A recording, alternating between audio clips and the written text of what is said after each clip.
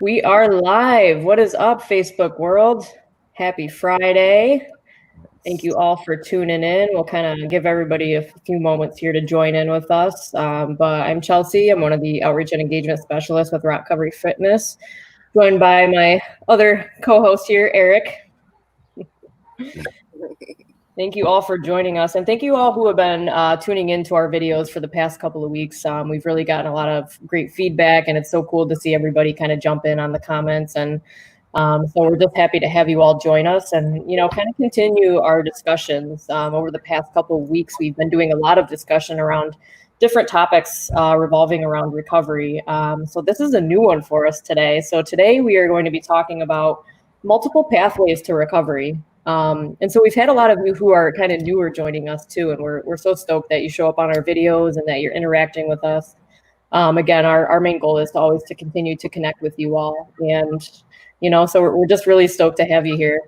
So I have some new friends here with me today. We're all going to be talking about some multiple pathways to recovery, and what that looks like. Maybe for some of you who are new and you're kind of joining in for the first time, or you're kind of entering into your own recovery journey and not quite sure where to go. I've asked a couple of friends to join me today who all have, some different pathways that they've, different things and different programs that they've used to help them stay sober. And, different ways, we all kind of come into recovery through a different realm sometimes, right? And our stories all look a little bit different. But underneath, we all have a lot of similarities of some of our struggles and our pain that we've gone through in our past. So it's just so cool to see, different people who have used different things to help them stay sober. So you guys hear enough of me throughout the week and some other videos too. So I'd really love to give our guests, a little bit of a chance to introduce themselves. And they're all going to give you a quick 45-second elevator pitch. So if you're brand new and you've never heard of AA, or how does someone enter into recovery through the legal system, or fitness? How do you use fitness as a pathway to help you stay sober? They're all going to give you a quick synopsis of what that looks like. And then we're going to go, a little bit deeper. And so you can hear a little bit more of their stories and some of the things that they use. And I guarantee that we all have a lot of similarities on here too. So I'm going to pass it off to my co-host, Eric, to give a quick introduction, and then we'll kind of go around here and hear everybody else. So good morning, Kathy. I see you're joining us here on Facebook. So Eric, hi.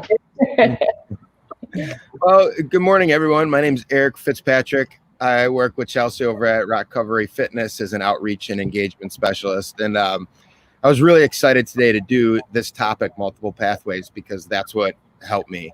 Later on, I can get a little bit more into the story. But for me, it was drug court, and then I was introduced to Rock Recovery. And those were the two main things that helped me. But prior to that, all I knew was outpatient, inpatient, AA. That's the only way to do it, and that's the only way you're going to get sober. So I'm real happy to talk about all the different ways that we can use now. Awesome. Thanks, Eric. Let's go with Adam up next. Hi, Adam. Nice to meet you. Thanks for having me on. Initially, my first introduction to recovery was a 12-step program. And then, as my recovery got progressed, so did the ways that I experienced recovery. So for me, it was, 12 steps kind of been the underlying tone for what set me up and keeps me going. But I've also experienced with Buddhism and a Buddhist path to recovery. Exercise has been very big in my recovery. Diet, right? Health and a healthy diet, currently ketogenic. And then also climbing mountains. I mean, family life, right? Developing healthy relationships. These are all kind of pieces of my recovery. As I grow, as I go along in recovery, it changes and morphs, so I just kind of go along with that, take universal hints, and, it changes a little bit every time, like every year it changes a little bit more. So that's my basis 45-second. That was good. That was great, Adam. And that's so cool. You touched on so many different things already that, I'm sure a lot of us, kind of also use in our own pathways too. So I can't wait to get more into those. How about Marsha next? Hello. My name is Marsha. coming to you from Toronto, and I'm just sitting here listening to everybody and wondering, like, how it was that I got here. I'm just, honestly, work told me, either do it or don't. And I didn't want to lose my job because I'm stubborn, right? I'm angry at the world and I'm stubborn. I don't know what's going on with me.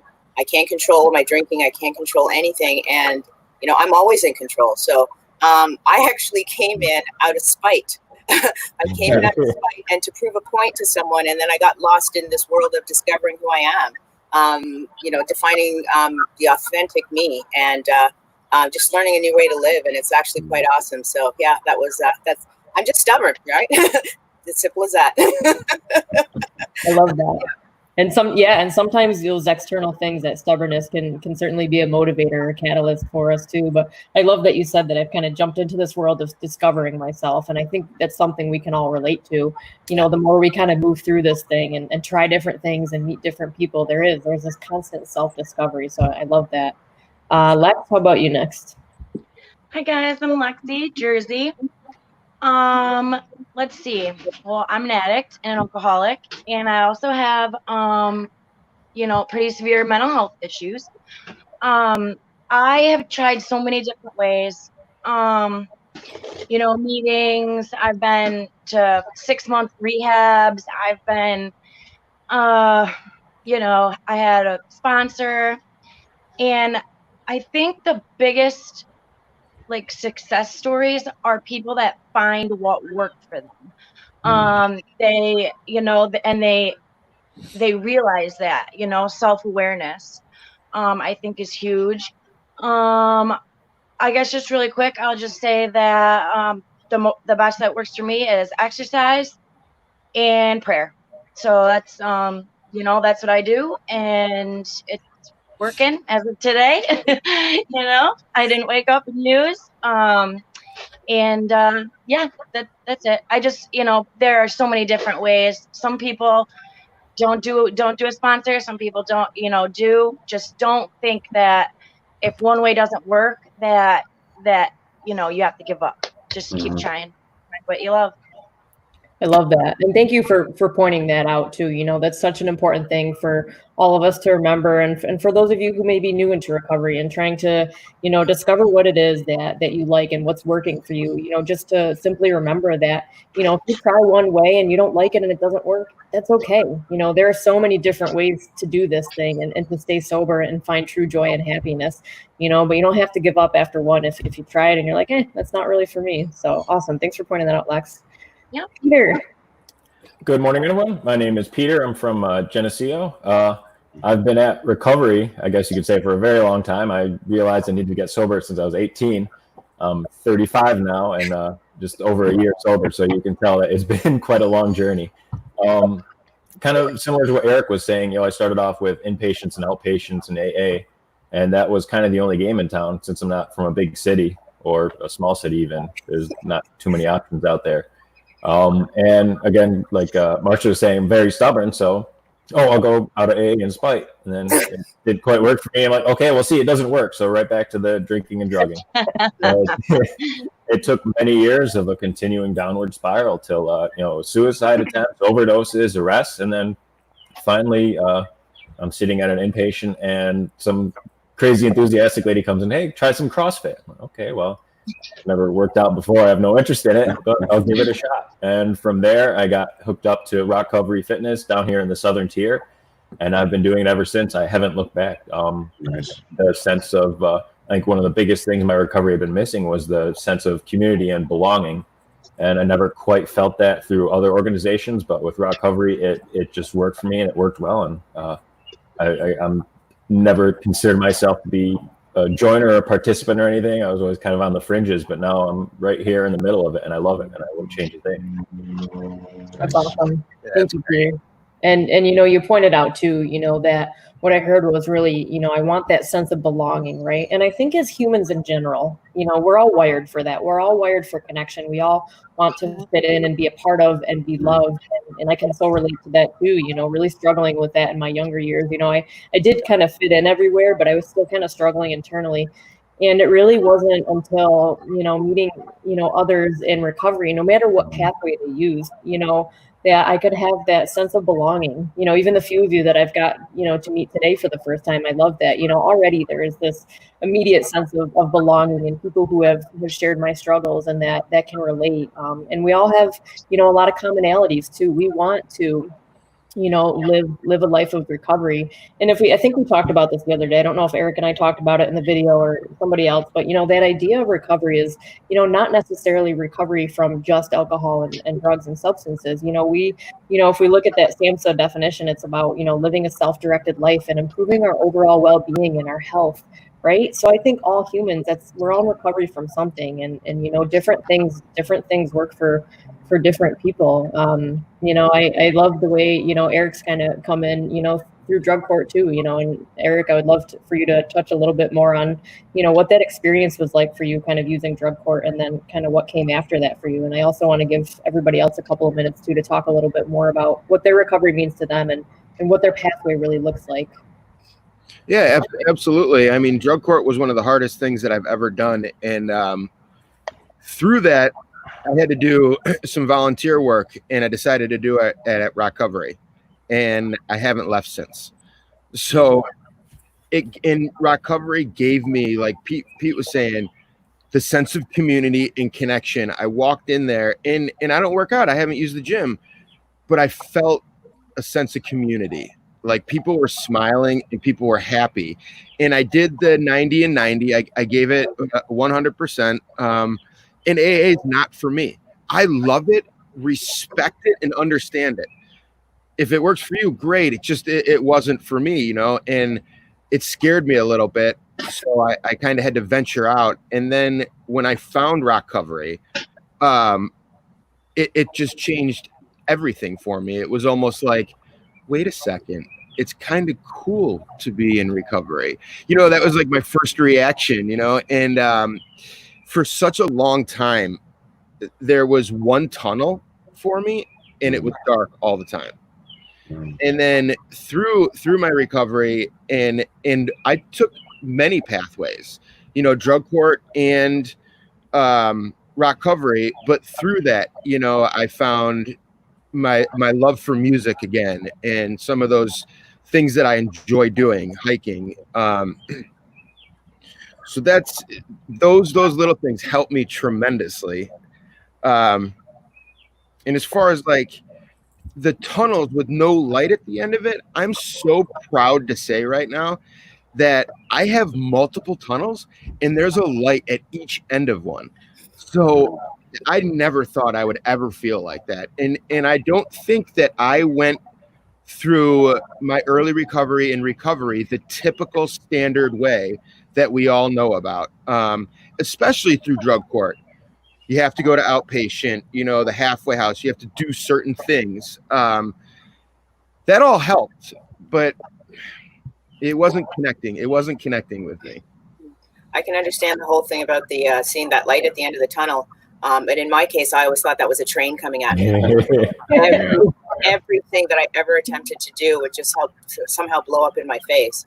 Unbeknownst to myself, I was doing it to myself, right? So the stubbornness and just plain old belligerence in me was just, you know, I can do this. I can do this. I don't need your help. I don't need anything from anybody.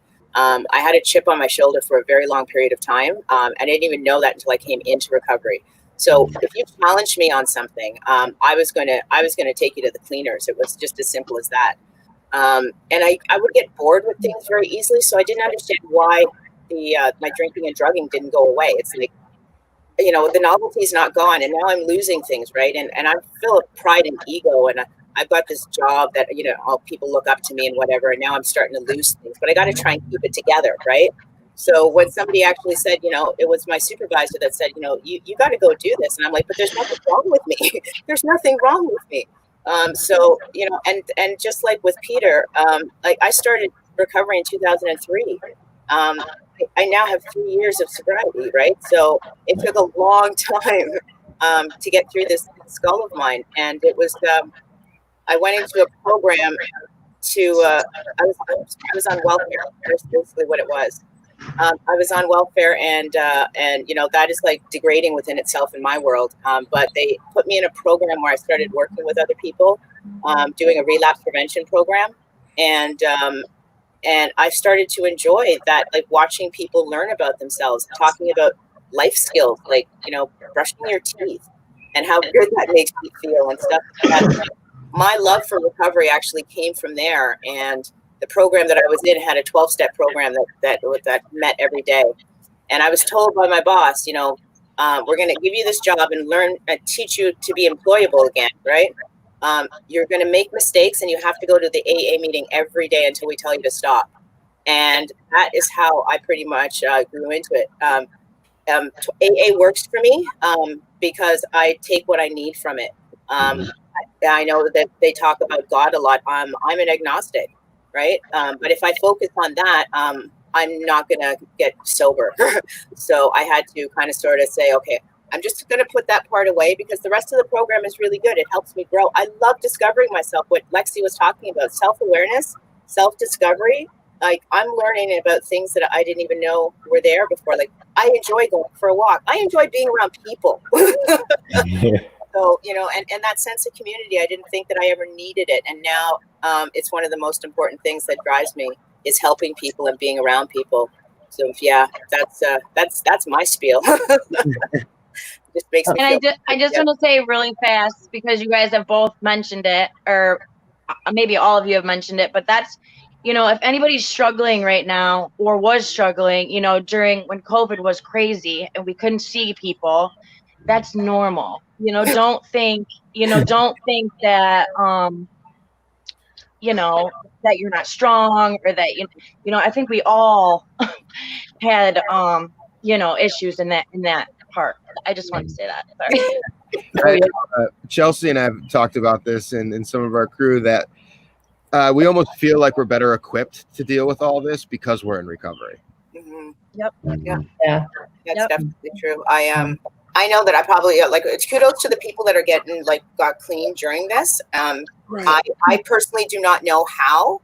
And I also have to give a shout out to all the parents out there that had to like endure their kids during this lockdown. Like, that's amazing. Talk about resilience. But yeah, I would not have had the discipline to be in my house, knowing I can't go anywhere. The only thing I can do is be on this little thing. Accountability wouldn't have been there. I would have been drinking, like going like this, and, you know, that's what I would have been doing. So to those people that have found the strength to actually get sober during this this pandemic, like, that's amazing. Like, that shows so much strength, right? So yeah. Absolutely. Really good point too. And, you know, we all can probably kind of relate, you know, to being in that tunnel. And I love that too. I thought the light was a train coming at me. Yeah. You know, and in our addictions, you know, we know that, you know, isolation is so, you know, very much ingrained within what addiction really is. And, you know, so we've talked about this a lot on our videos, you know, how this is really a time, you know, where people are feeling more isolated than normal and how important it really is to connect. And, you know, that's why, you know, I'm so grateful for all of you wonderful people showing up and connecting with our followers too, you know, just to really show that, hey, recovery is possible. And, you know, we want to show you, like, outside of our recovery crew, there are millions of people who are in recovery and just, you know, go at it through different ways. You know, I can already relate a little bit to Eric. You know, drug court was not necessarily my experience, but I love that that's the way you found recovery. And Marsha, you know, I actually met Marsha through some meetings, and, you know, that's one of the things for me that I loved about meetings was this sense of community. But I've just met so many more people, and especially now that during the pandemic, you know, where I'm on meetings a lot more, and that's something that works for me. But I've just been able to meet so many people too. And, you know, I want to jump in to hear Adam a little bit. Adam and I were able to talk a little bit yesterday, and, you know, he was kind of able to describe to you a little bit today that, you know, I came in through 12-step, but there's all these other things that enhance my recovery. And I just love that view of that too. So I'd love to hear a little bit more about, you know, some of those different tools that you use, Adam. Sure. Yeah, I mean, just everything everybody was saying about self-will and isolation, and these are all things that brought me to my bottom as well, right? I think we all see bottoms. Our bottom is our bottom. What it looks like, referring it to somebody else's bottom, comparing it doesn't matter. Doesn't matter. For me, your bottom is your point where you said, I can't do this anymore, right? Whether it was the courts, a wife, a job, a child, right? It doesn't matter. Your bottom was a place where you decided to put down the shovel and start climbing, right? Whatever that looks like. So like I said, for me, that was a 12-step program. Once I saw the life jacket they threw me, I grabbed a hold of it and I never let go, right? I'm coming up on 10 years in January, and, you know, God willing, you know what I mean? I'm amazed because I couldn't even go a week, right, without drinking or drugging or something, you know, some type of numb was what I was looking for. And so my first year was trying just not to drink, right? Stay away from alcohol, stay away from triggers, you know what I mean? That was my whole focus. And then it became, I had a seizure at a year and a month sober. I went down in a Home Depot, they brought me to the hospital, they searched for what was wrong. Now I was smoking 2 packs of cigarettes a day at this point. They checked my lungs and they saw little dots all over my lungs. They said, if you don't stop smoking, you're gonna die. So that day I quit smoking, right? I had been praying, help me to quit smoking, you know? So bam, quit smoking, right? I get a 2x4 across the head is the way I seem to get my lessons in from the universe. And that led me into exercise because I swing from extreme to extreme, or I did a lot more when I was in early recovery. I went right to CrossFit, right? And I jumped from 2 packs a day into CrossFit. And then I got hurt because I don't know middle ground, you know. That gray area is really bizarre for me. It's a really hard place. I usually wave at it on my way by, you know, hi, middle ground, you know. So, but, you know, this is how I've progressed. And so I learned to balance that fitness program so that I wasn't getting injured, because I would work out, get injured, take time off and do nothing. Work out, get injured, you know. So this is me slowing my pendulum down, right? So it doesn't swing quite so far to one side and then the other side. And then, you know, after exercise, I found out I was celiac through my son, who got diagnosed as a celiac. So that started I went, you know, full gluten-free, you know, keto, and then I messed my stomach up and I just, you know, this swinging. And so, but, you know, now I've tempered my diet. I have a healthy ketogenic diet that includes vegetables, not just rolled up cheese and mayonnaise, right? Because that's what I was doing. I know it's crazy, right? But this is what I do. This is how my mind works. It's very black and white. So exploring the gray in all things, right? Personal relationships, being a father, helping others, sponsoring people, you know what I mean? I can take any one of those things and practice it to an extreme and make it a character defect rather than an asset, right? So these are things I learned in recovery. And then this path leads me to Buddhism, right? I start doing a couple meetings with some Buddhist people and Buddhist recovery programs. That leads me to a Buddhist meeting that meets twice a week, not around recovery, just around Buddhism, because the Four Noble Truths and the Eightfold Path seem like a natural next step for me, right? And if you listen to them, right, like the Four Noble Truths, I'll just read them really quickly. The truth of suffering, right? The Buddha declared that this world is full of suffering. Actual existence, including birth, decrepitude, sickness, and death, is suffering and sorrow. 2, the truth of the cause of suffering, right? Realizing what causes suffering in me. It's almost like a 4-step list if you look at it, right? And then 3, the truth of the cessation of suffering, right? How do I end this suffering in my life? 4, and then the path to the cessation of suffering, right? How do I practice things on a daily basis to stop from repetitive suffering that I seem to keep on having in my life? And even after I started recovery, I still suffered from a lot of different things, as I was telling you, you know, that swinging the pendulum. You know, and then the Eightfold Path, that kind of leads in the Eightfold Path, which is right views, right thoughts, right speech, right conduct, right livelihood, right effort, right mindfulness, and right meditation. All things which we are taught in this 12-step program as well, right? Yeah. Very, very similar, very, very natural of a lead-in for me. You know, it seemed like the right next step. So I'm not a Buddhist. You know, I don't go and sit for 7 hours or whole weekends at temples. I read about Buddhism. I explore Buddhist thoughts and feelings and views. I listen to the Dalai Lama. But those things as I said, you can start 10 different people at the same starting point, and 3, 4, 5 years down the road, they're at completely different areas, right? So that 12 step was a great basis for me, a great introduction to recovery. But then it morphs and it changes, and I mean, like I said, right now I'm working on diet. I'm working on running my business efficiently, right? And organization, right? I'm no longer thinking about how do I not drink today or how do I drink today? You know what I mean? I'm thinking about how do I make my life better? How do I fine tune it so I'm on that middle path and I'm not swinging? And when I do start to swing, I stop it. Right. And so that's what my recovery looks like today. And a year from now, you can get a hold of me and I might be into something completely different. I don't know, I don't know. But I take the universal signs. I kind of explain it as like being in a snowstorm. Right. You can't see where you're going. You can't see a mile down the road, but I can see the next footprint in the snow. Right. And so I step into that. And you know what? When I do that, I see the next footprint and I step into that. For me, the path is what's enjoyable to me, right?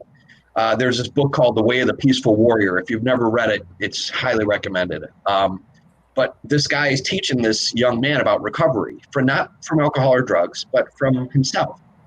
And they're walking up this mountain, right? And he said, the top is the prize, right? The top is where you're going to see what you've been doing all this for.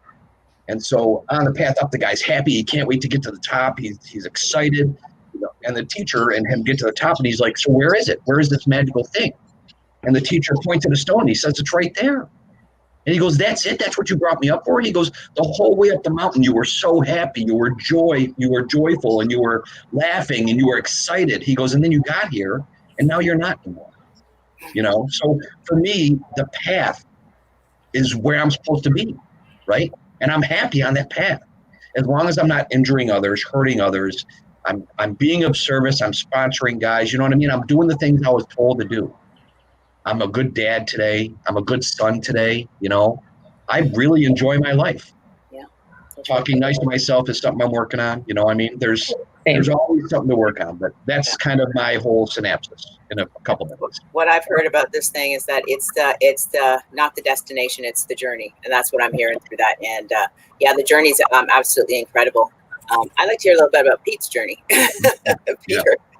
All right. Sure. It's been long and bumpy. I guess I suffer what's called terminal uniqueness. Oh, no, it was always okay. Well, yeah, you guys have really good advice, and I'll give it a shot. But if it doesn't work, then I'm going right back to the way things were because it was comfortable, it was safe. I was comfortable in my own misery, and you couldn't tell me anything because when I wasn't ready, I wasn't ready. It took a very, very steep fall, losing my job, suicide attempt, overdoses, arrest, all that stuff, and it was bad before. It just kept getting worse and worse and worse. And finally, I wish I had I could articulate what it was that clicked, but something finally clicked. And I guess sick and tired of being sick and tired. So I decided to try new things. I've never been great at introspection, but I finally got to the point where I'm like, okay, well, what am I doing right? What am I doing wrong? And it turned out I wasn't doing much right. So I became open to suggestion.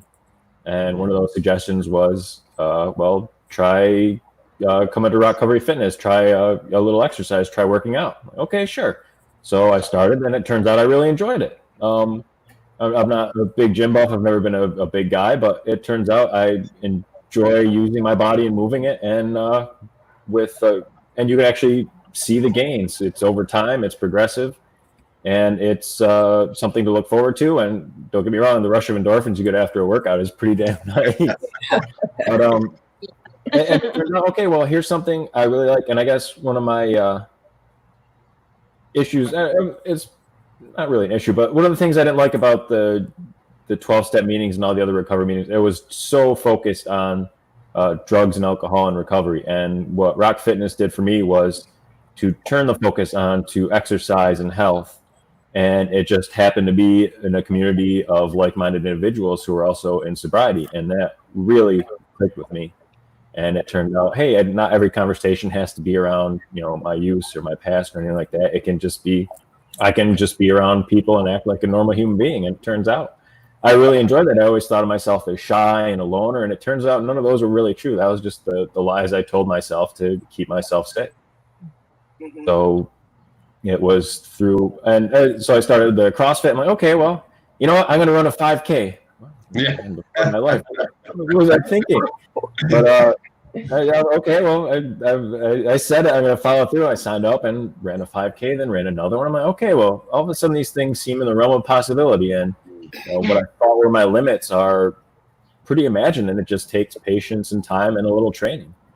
And again, the introspection stuff, it's taken its own journey, and like Adam was saying, he has no idea what the next year is going to look like. I had no idea what this year was going to look like. I'm also on probation, and I violated, not for using, but for not following the rules. Because again, that terminal uniqueness. Like, okay, well, I know these people have to follow a curfew and be here and there and not deal with other people. No, not for me. So, I wound up in jail. I got out of jail, and all of a sudden there's a quarantine happening. I'm like, okay, wow. What happened? Right? What happened out there? I was violated for not following the rules, and I get out, and then all of a sudden everything's locked down. But I will say, when I was in jail, I was getting letters from people from recovery. I got support. They threw a hike just for me for my 1-year anniversary. It was phenomenal. It was something I've been missing for so long, a connection to other people, and to be part of a community where I felt valued, and to be able to return that and to show that appreciation for other people. I try to help out as much as possible, giving people rides when I can. And it just feels good, and it feels like I'm part of something, and improving myself, and hopefully improving the quality of the life of the people I spend time with. And it's just realizing that throughout this journey, it's not about obstacles, it's about opportunities. My probation used to be an obstacle. Now I'm like, okay, well, it's an opportunity. It's something there that can, if I'm in trouble, the first person I'm calling is my probation officer. Hey, listen, here's what I'm worried about. Here's what's going to happen. And it turns out they're not there to punish. They're just another line of support.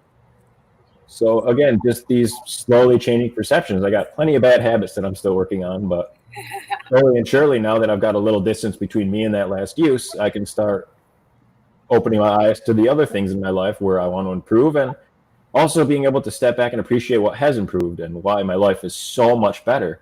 In AA, they say, like, beyond your wildest dreams. And it truly is. I honestly never thought I would get to this point. I never thought I would be able to get a year sober, let alone 6 months. Like Adam was saying, I couldn't go more than a week. And this is decades of the same. And finally to be here on the other end, realizing how much the quality of life that I've been given through just a little work and a lot of support through the people around me. It's incredible. And I wish I could. I'm sure if I told my old self this, I'd be rolling my eyes, be like, "Oh, well, you're full of it. You don't know." Definitely. It's how true it is, and I'm just really thrilled to be here and to be able to participate, and to have found such a supportive community, and to know that there's so many different pathways, and that you can take a little bit from each and all of them. And if it works for you, then it works for you. It's great, and hopefully it'll help with somebody else. Awesome. That's pretty incredible. I can relate to a lot of what you were saying. The terminal uniqueness, that's definitely there. But I know that my biggest growing points through all this is when I can actually open up my mind to what's going on. Like, I've started listening to everybody, and I get this feeling inside, like, ew, like, don't listen to them. And that's the roadblock that I put up. And I've learned to, they call that contempt prior to investigation. I'm going to pass judgment before I try anything. You're going to tell me something that works for you, and I'm going to say no. Well, how do you know? Well, I haven't even tried it, but I'm going to say no anyways, right? So I think I might have to do some investigation into that Buddhist thing too. Initially, when we started talking, Adam, I was like, that sounds like a lot of work, but you know what? That's what recovery is, right? That's what life is it not, Lexi? That's just the way it goes, right? Yeah. Work.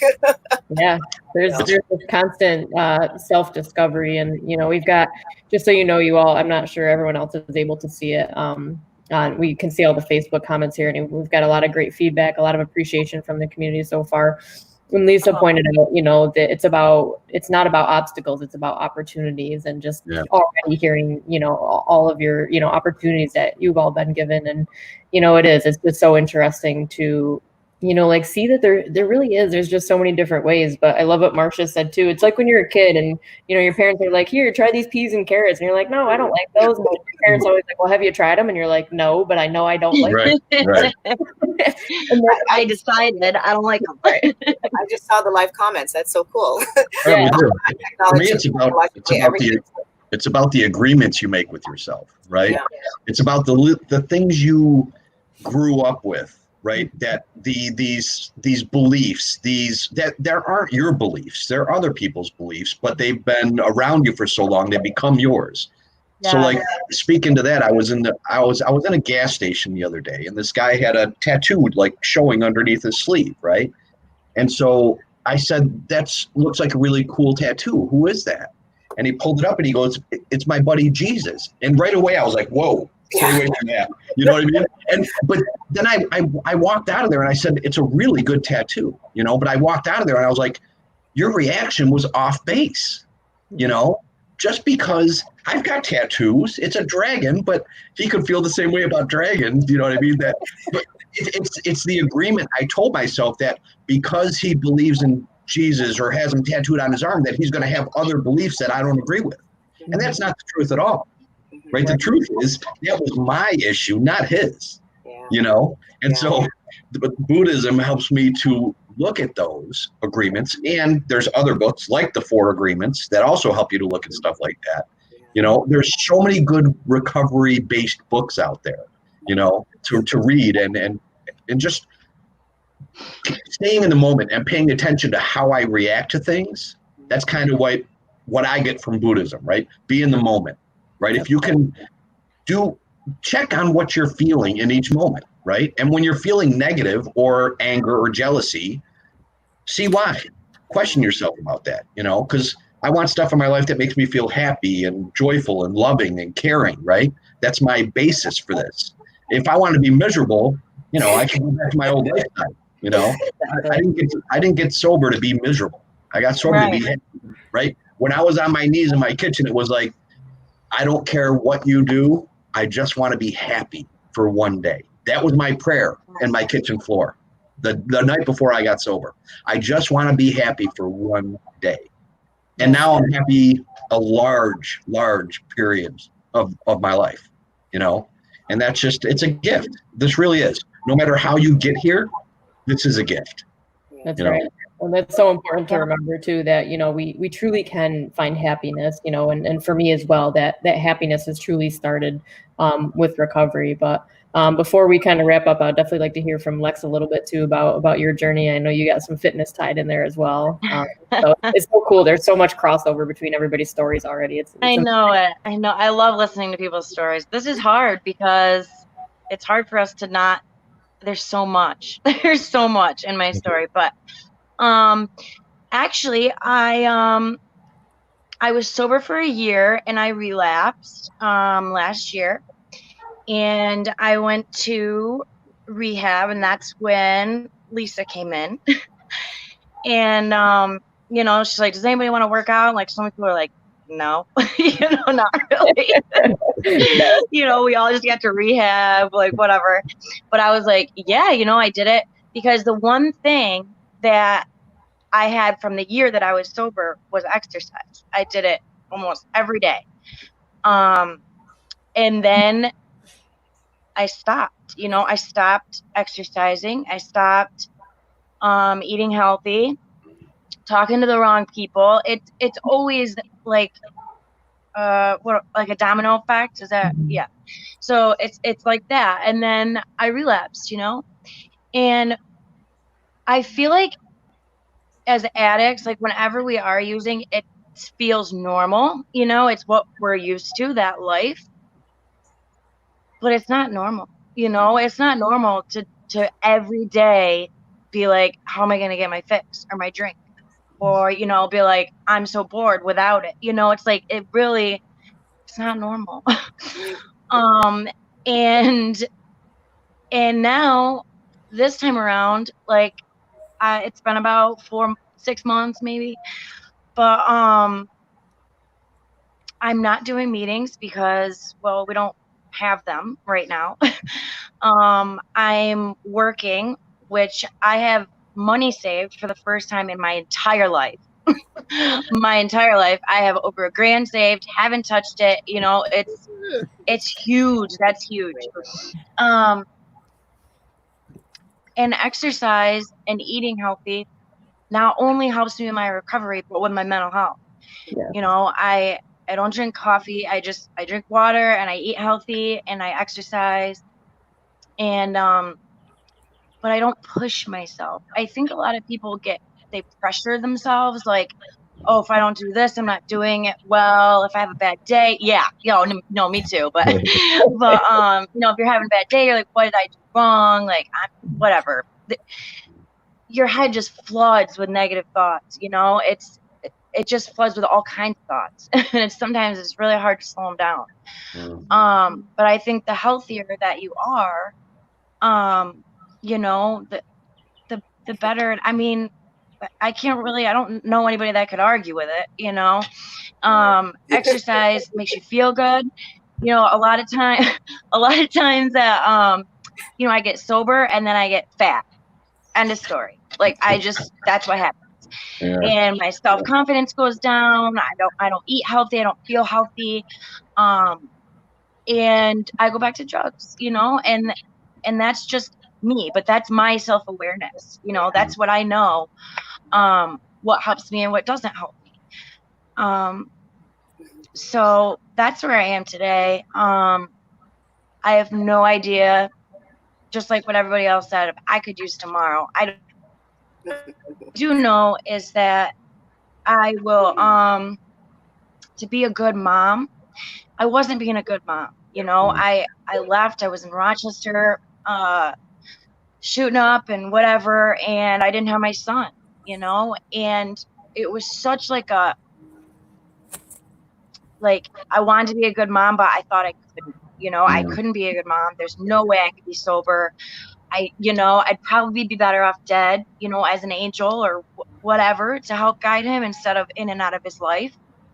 I've always wanted to be a mom, and the person I always knew I should be and wanted to be, I was the exact opposite. I was not that person. And today I am. Today I get up early. I hang out with my child. We do so many fun things. Homeschooling was a little crazy, but we did it, and I tried every day. And I feel like exercise helps me be a better mom. It helps me be a better person, and I don't always do it in front of the TV or I'm like, I have to run a mile. Sometimes it's jumping on the trampoline with my kid. Sometimes it's swimming,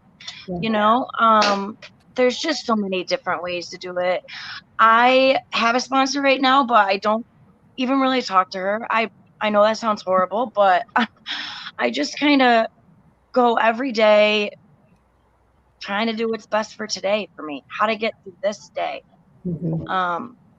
And then I go to bed, and when I wake up, I try the same thing. It's just a repeat, and it's not one thing, I don't have a schedule that I stick to nonstop to be sober. It's crazy, it's bumpy, it's up, it's down, it's all around, and it's really about, I think self-awareness is huge. Having an open mind is huge. And helping others. Yeah. And that's amazing too. It's that's what I think. Don't forget self-care. Yeah. I loved what Adam said too. I think one thing we can all agree on is, that idea of the snowstorm. I can't see what's a mile ahead. I can't see tomorrow. I can't see a week from now, a month from now, 5 years from now. But what I can see is those footprints that are already in the snow of people who have went before me, of people who have already done this, and those are right in front of me. And one of the things that I've learned in my own program that I use is, just putting one foot in front of the other. It's one step at a time for every single human, no matter what pathway you use. And you all are just wonderful people. Like I've personally gotten so much out of this already. And I truly thank each and every one of you for joining us today. It's so cool. There are just so many different things, from from bettering it's our body, mind, and our souls, right? It's eating healthy. It's, getting up and getting our bodies moving, even if it's just a 10-minute walk per day. It's keeping connections, whether, there are so many different kind of mutual aid support meetings, there's so many of that, and learning to grow our self-awareness, and all of the things that you all have mentioned it's all a part of this, right? These are all little tiny pieces of this giant puzzle that we play a part in. And so I truly thank each and every one of you for joining us today. And if anyone is new out there watching right now, thank you for tuning in. If anyone again needs to talk, I'll always put our peer services line on here, so you can call our phone number there. You can message us on Facebook, and just get yourself connected. That's one thing I think we all have in common, is realizing that none of us, no single human can do this life alone. We all need other people, and we're all here to just connect and love and support one another. And this is truly just been so wonderful. I'm seriously so just grateful for each and every one of you just showing up today. And for anyone who's new and struggling and not feeling a whole lot of hope right now, here's 6 living, breathing examples of what recovery looks like, and what sobriety looks like, and what just living a happy life, a better life looks like. Everyone's, find what you love and do it. Find what excites you. Yes. Awesome. So we're going to wrap up here today, but thank you all for tuning in, and please check out the rest of our videos. We've got some more coming at you later today, and some coming up this weekend. So a big thank you, and a happy Friday to everyone. So yes, thank you. Hey, Marsha, we're going to have to get you down here to check out Recovery. Yeah. I used to, that was one of my extremes that, the extreme you go to. Like, I was a competitive bodybuilder for a while, because it's like, okay, let's go do this. And then I got bored. Yeah. Yeah. Yep. Next? Right. And I haven't tried any vegetables yet. I don't eat vegetables. So, you know what? Life is good. Life is good. Keep going until you figure out what excites you. Something else that you can hold on to that. It's all good. It's all good. Yeah. It was a pleasure meeting you. Yeah, nice meeting you. For your input. Nice meeting you guys. Thanks, guys. Nice meeting you.